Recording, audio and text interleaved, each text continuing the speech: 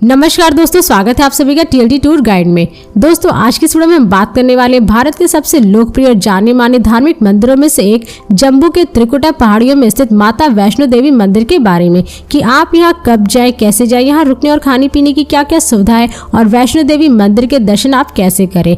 और कटरा से माता वैष्णो देवी मंदिर की चढ़ाई कितनी है, घोड़े, खच्चर और पालकी, हेलीकॉप्टर के चार्ज कितने लगते हैं और यहाँ पर दर्शन करने के बाद आप कहाँ कहाँ घूम सकते हैं। तो ये पूरी A to Z complete information आज मैं आप सभी को वीडियो में दूंगी और वीडियो के अंत में ये भी बताऊंगी कि आपका माता वैष्णो देवी मंदिर के दर्शन करने और आसपास की जगहों को घूमने में कुल कितना खर्चा लग सकता है। तो इसलिए इस वीडियो को पूरा अंत तक बिना स्किप किए जरूर देखिएगा ताकि आपको वैष्णो देवी मंदिर यात्रा से संबंधित पूरी कंप्लीट इन्फॉर्मेशन मिल सके। तो चलते वीडियो को स्टार्ट करते और बात करते हैं वैष्णो देवी मंदिर की। माता वैष्णो देवी मंदिर देश के पवित्र धार्मिक स्थलों में से एक जम्मू के कटरा से लगभग 12 किलोमीटर की दूरी पर त्रिकुटा पर्वत पर स्थित है और लगभग 5200 फीट की ऊंचाई पर स्थित इस मंदिर का निर्माण एक ब्राह्मण पुजारी पंडित श्रीधर द्वारा कराया गया था। हिंदू मान्यता के अनुसार वैष्णो देवी मंदिर शक्ति को समर्पित पवित्र हिंदू मंदिरों में से एक है और इस धार्मिक स्थल की आराध्य देवी को माता रानी और वैष्णवी के नाम से भी जाना जाता है। और जम्मू में त्रिकुटा पहाड़ियों में मौजूद वैष्णो देवी के दर्शन करने के लिए यहाँ पर हर साल लाखों की संख्या में लोग आते हैं, लेकिन नवरात्रि में यहाँ पर दर्शन करने के लिए श्रद्धालुओं की संख्या करोड़ों में होती है। और वैष्णो देवी को सभी स्थानों में सबसे दिव्य माना जाता है क्योंकि इस बात के प्रमाण मिले हैं कि माता सती का मस्तिष्क इसी स्थान पर गिरा था। दोस्तों अब बात करें कि आप माता वैष्णो देवी मंदिर के दर्शन करने कब जाए। वैसे तो आप यहाँ पर कभी भी किसी भी समय दर्शन के लिए जा सकते हैं, लेकिन यहाँ पर जाने का सबसे सही समय अक्टूबर से नवंबर और अप्रैल से मई जून तक के महीनों का माना जाता है क्योंकि इन महीनों के दौरान यहाँ पर दर्शन करने के लिए बहुत सारे श्रद्धालु आते हैं और दर्शन करने में भी मौसम काफी अच्छा होता है। और दोस्तों अगर आप यहाँ पे मानसून के समय में दर्शन करना चाहते हैं तो मानसून के समय में यहाँ पर दर्शन करने से बचना चाहिए क्योंकि मानसून के दौरान वैष्णो देवी मंदिर जाते वक्त आप सभी को रास्ते में लैंड स्लाइड का प्रॉब्लम हो सकता है, जिससे कि यहाँ दर्शन करने मानसून के दौरान बहुत ही कम श्रद्धालु जाते हैं। और वहीं अगर आप केवल नवरात्रि के समय दर्शन करना चाहते हैं तो यहाँ पर नवरात्रि में श्रद्धालुओं के दर्शन करने के लिए लाखों करोड़ों की संख्या में भीड़ इकट्ठा होती है। और जो लोग भी माता वैष्णो देवी के मंदिर के दर्शन भीड़ भाड़ में नहीं करना चाहते तो वो लोग नवरात्रि को छोड़ करके यहाँ पर दर्शन करने कभी भी किसी भी समय जा सकते हैं। दोस्तों अब बात करें कि आप माता वैष्णो देवी मंदिर कैसे पहुंचे। वैसे तो आप यहाँ पे बाई ट्रेन, बाई प्लेन और बाई बस बड़े आराम से पहुंच सकते हैं। दोस्तों यदि आप माता वैष्णो देवी मंदिर के दर्शन करने ट्रेन से जा रहे तो यहाँ का निकटतम रेलवे स्टेशन कटरा है जो कि देश के कुछ ही प्रमुख शहरों के रेलवे स्टेशनों से जुड़ा हुआ है। और कटरा रेलवे स्टेशन से माता वैष्णो देवी मंदिर की दूरी लगभग 18 किलोमीटर है। और यदि आपको कटरा रेलवे स्टेशन के लिए डायरेक्ट ट्रेन ना मिले तो आप जम्मू तवी रेलवे स्टेशन के लिए भी ट्रेन की सुविधा ले सकते हैं क्योंकि यह रेलवे स्टेशन देश के विभिन्न शहरों के रेलवे स्टेशनों से रेल मार्ग द्वारा काफी अच्छी तरीके से जुड़ा हुआ है, जिससे कि आप अपने नजदीकी शहरों के रेलवे स्टेशनों से ट्रेन पकड़ करके जम्मू तवी रेलवे स्टेशन तक पहुंच सकते हैं और फिर यहाँ से आप बाई ट्रेन या फिर बाई बस के थ्रू कटरा पहुंच सकते हैं। और जम्मू तवी रेलवे स्टेशन से कटरा की दूरी लगभग 50 किलोमीटर है, जिसका बस का चार्ज लगभग 100 से 150 रुपए पर पर्सन होता है। और दोस्तों यदि आप माता वैष्णो देवी मंदिर के दर्शन करने फ्लाइट से जा रहे हैं तो यहाँ का नजदीकी एयरपोर्ट पठानकोट एयरपोर्ट है जो कि देश के विभिन्न शहरों के एयरपोर्टों से एयरलाइंस के द्वारा जुड़ा हुआ है, जिससे कि आप दिल्ली, अमृतसर, मुंबई, चंडीगढ़, कोलकाता, हैदराबाद और बैंगलोर आदि जैसे शहरों के एयरपोर्टों से फ्लाइट पकड़ करके पठानकोट एयरपोर्ट तक आप पहुंच सकते हैं। और पठानकोट एयरपोर्ट से कटरा की दूरी लगभग 156 किलोमीटर है। वहीं भवन 172 किलोमीटर है, जिससे आप बाई बस या रिजर्व टैक्सी के थ्रू पूरा करके कटरा तक पहुंच सकते हैं। और अगर आप पठानकोट एयरपोर्ट के बाहर से कटरा के लिए बस लेते तो उसका चार्ज लगभग 300 से 400 रुपए पर पर्सन होता है और वही रिजर्व टैक्सी का चार्ज लगभग 2500 से 3500 रुपए तक होता है। और दोस्तों यदि आप वैष्णो देवी मंदिर के दर्शन करने बस से जा रहे तो आपको दिल्ली, मुंबई, चंडीगढ़, अमृतसर, पठानकोट, जम्मू कश्मीर, श्रीनगर आदि जैसे विभिन्न शहरों से बसें मिल जाएंगी, जिससे कि आप इन शहरों तक पहुंच करके वहां से बस पकड़ करके कटरा डायरेक्ट पहुंच जाएंगे। इसके अलावा अगर आप अपने निजी वाहन, कार या बाइक से जाना चाहते हैं तो आप यहाँ पे बहुत ही आराम से पहुंच सकते हैं क्योंकि जम्मू में स्थित वैष्णो देवी धाम देश के विभिन्न शहरों से सड़क मार्ग द्वारा काफी अच्छी तरीके से जुड़ा हुआ है। और यहाँ की सड़कों पर आपको जगह जगह पर बहुत सारे रेस्टोरेंट, होटल और पेट्रोल पंप आदि जैसी सारी सुविधाएं देखने को मिल जाएंगी, जिससे कि आप अपने निजी वाहन, कार या बाइक द्वारा रास्ते में खाते पीते मौज मस्ती करते हुए कटरा तक पहुंच जाएंगे।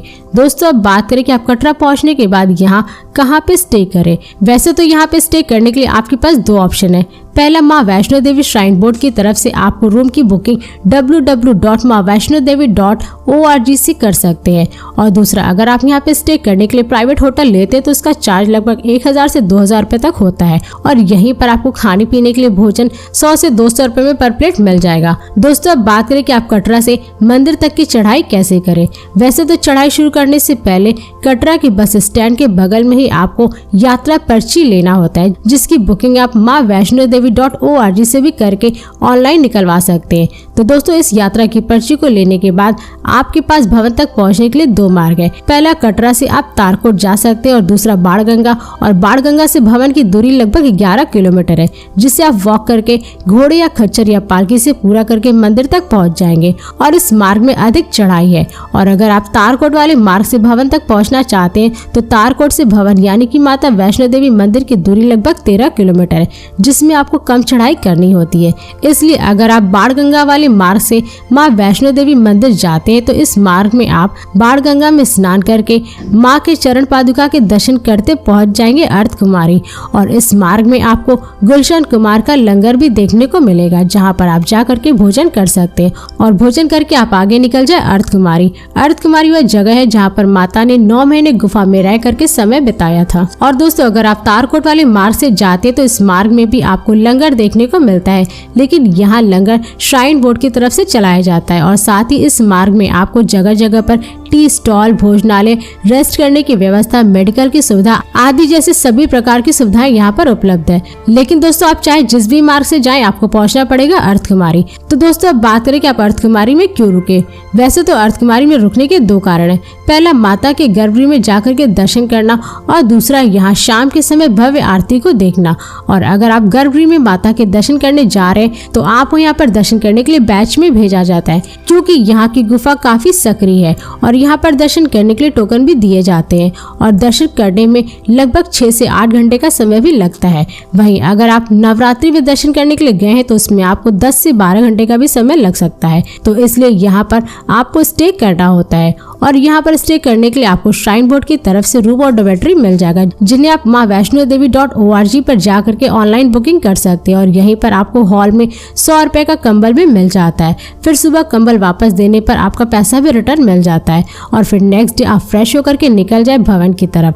और अर्धकुमारी से भवन की दूरी लगभग 10 किलोमीटर है, जिससे आप पैदल, घोड़े, खच्चर या पालकी से पूरा करके मंदिर तक पहुंच जाएंगे। और यदि आप अर्धकुमारी से भवन तक जाने के लिए घोड़े खच्चर लेते तो उसका चार्ज लगभग 600 से 1000 रुपए पर पर्सन होता है। और वहीं पर पालकी का चार्ज लगभग 2000 से 2200 रुपए तक लिया जाता है। इसके अलावा यहाँ से बैटरी कार भी आप ले सकते हैं, जिसका चार्ज लगभग 400 से 600 रुपए होता है। और दोस्तों यदि आप कटरा से भवन तक पहुंचने के लिए हेलीकॉप्टर का प्रयोग करते तो कटरा से लगभग 2 किलोमीटर आगे जाने पर आपको कटरा का हेलीपैड देखने को मिलेगा, जिसकी बुकिंग आप maavaishnodevi.org पे जाकर के ऑनलाइन करवा सकते हैं। और इस हेलीपैड की बुकिंग आप केवल ऑनलाइन ही कर सकते हैं। और कटरा हेलीपैड से आपको हेलीकॉप्टर से पहुंचना है सांझी छत, जहां से भवन या माता वैष्णो देवी मंदिर की दूरी लगभग 2 किलोमीटर है, जिसे आप पैदल या घोड़े खच्चर या पालकी से भी पूरा करके लगभग 200 से 300 रुपए में पूरा करके मंदिर तक पहुंच जाएंगे। और कटरा से सांझी छत हेलीकॉप्टर का चार्ज लगभग 3500 रुपए पर पर्सन आने जाने का लगता है। तो चलिए दोस्तों अब बात करें कि आप माता वैष्णो देवी मंदिर के दर्शन कैसे करें। वैसे तो जय माता दी का जय जयकारा करते हुए आप मंदिर तक पहुंच जाएंगे। और यहाँ मंदिर से कुछ ही दूरी पर आपको जूते चप्पल का निःशुल्क स्टैंड देखने को मिलेगा, जहाँ पर आप टोकन कटा करके अपने जूते चप्पल जमा कर सकते हैं। और जूते चप्पल जमा करने के बाद आपको यहीं पर आसपास कुछ सुलभ बने हुए शौचालय भी देखने को मिलेंगे, जहाँ पर आप कुछ रुपए दे करके फ्रेश हो सकते हैं। और फ्रेश होकर के जय माता दी का जय जयकारा करते हुए प्रसाद ले करके आप मंदिर के गर्भगृह तक पहुंच जाएंगे। तो मंदिर के गर्भगृह में आप माता वैष्णो देवी के पिंडियों के स्वरूप के दर्शन करिए, मत्थे टेकिए, अपनी मनोकामनाएं मांगिए। और दोस्तों यहाँ पर दर्शन करने के बाद आप निकल जाए मंदिर से 2 किलोमीटर दूर बाबा भैरवनाथ जी के दर्शन के लिए। तो यहाँ पर दर्शन करने के लिए आप चाहे तो पैदल या फिर रोपवे का भी प्रयोग कर सकते हैं। और यहाँ रोपवे का चार्ज लगभग 100 से 200 रुपए पर पर्सन होता है। तो भैरवनाथ मंदिर पहुंच करके आप बाबा भैरव जी के दर्शन करिए। ऐसा माना जाता है कि बाबा भैरव जी के दर्शन के बिना माता वैष्णो देवी की यात्रा अधूरी मानी जाती है। इसलिए जो भी श्रद्धालु माता वैष्णो देवी के दर्शन करने के लिए आते हैं तो वे बाबा भैरवनाथ जी के भी दर्शन जरूर करते हैं और तभी उनकी सभी मनोकामनाएं पूर्ण होती हैं। तो दोस्तों यहाँ बाबा भैरवनाथ के दर्शन करने के बाद आप चाहे तो 1 डे या 1 नाइट का स्टे बना करके आप भवन यानी कि माता वैष्णो देवी मंदिर के पास में रुक सकते हैं और यहाँ पर आपको स्टे करने के लिए आपको रूम maavaishnodevi.org की वेबसाइट पर आप ऑनलाइन बुकिंग कर सकते हैं और फिर यहाँ से आप आसपास की जगहों को घूम सकते हैं, जिनमें शालीमार पार्क, रघुनाथ टेम्पल, जित्तो बाबा मंदिर, 9 देवी टेम्पल और शिव खेड़ी गुफा आदि जैसी जगहों पर आप घूमने के लिए जा सकते हैं। तो दोस्तों अब बात करें कि आपका माता वैष्णो देवी के दर्शन करने में कुल कितना खर्चा लग सकता है। वैसे तो अगर आप यहाँ पे दर्शन करने के लिए पैदल यात्रा करते तो इसमें आपका कुल खर्चा लगभग 6,000 रुपए पर पर्सन लग सकता है और अगर आप घोड़े, खच्चर या पालकी की सुविधा लेते तो इसमें आपका कुल खर्चा लगभग 8 से 10,000 रुपए पर पर्सन लग सकता है। इसके अलावा अगर आप इस यात्रा को हेलीकॉप्टर से कंप्लीट करते तो इसमें आपका कुल खर्चा लगभग 10 से 15,000 रुपए पर पर्सन लग सकता है और इस चार्ज में मैंने आपके ट्रेन की टिकट, फ्लाइट की टिकट और बस की टिकट और शॉपिंग का चार्ज नहीं जोड़ा है, क्योंकि दोस्तों ये सारे खर्चे आपके ऊपर डिपेंड करते हैं कि आप किस राज्य और शहर से माता वैष्णो देवी मंदिर के दर्शन करने के लिए जा रहे हैं और यहाँ पर रुकने के लिए आप किस प्रकार का रूम बुक करते हैं। तो ये सारे खर्चे आपके ऊपर ही डिपेंड करते हैं। तो दोस्तों इस वीडियो को यहीं पर समाप्त करते हैं और यदि ये वीडियो आप सभी को पसंद आई तो इस वीडियो को लाइक करें और चैनल को सब्सक्राइब जरूर करें। इसके साथ ही बेल आइकन जरूर दबाएं ताकि ऐसी मेरी नई वीडियोस आपके पास सबसे पहले पहुंचे। तो फिर मिलते हैं नेक्स्ट वीडियो में। धन्यवाद।